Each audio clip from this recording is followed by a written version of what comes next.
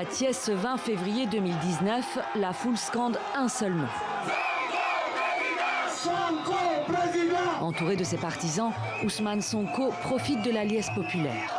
Né à Thiès, grandi en Casamance, l'enfant prodige est de retour dans sa ville natale pour faire campagne pour la présidentielle avec un maître mot, indépendance. On a une chance historique d'être définitivement et réellement indépendant parce qu'on ne l'est pas. Et partout où il va, il suscite la même ferveur.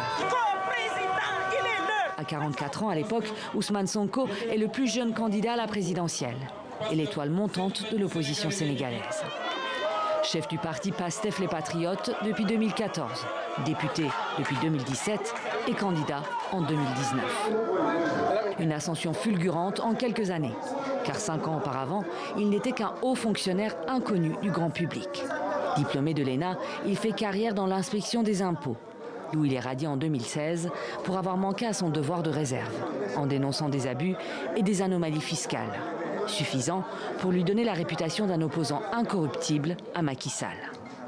Nous serons les vainqueurs de cette élection, mais si ce n'est pas le cas aussi, si les élections se déroulent de manière transparente, nous appellerons et nous féliciterons le vainqueur. Si ce n'est pas le cas, évidemment, nous concesserons.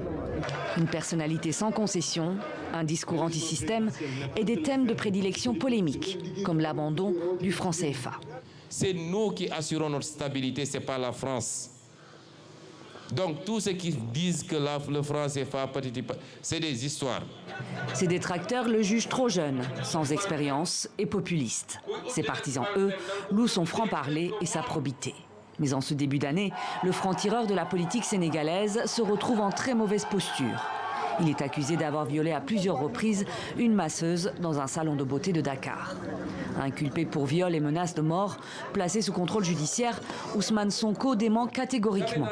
Ses avocats et ses partisans dénoncent un complot du pouvoir en place pour l'écarter de la scène politique.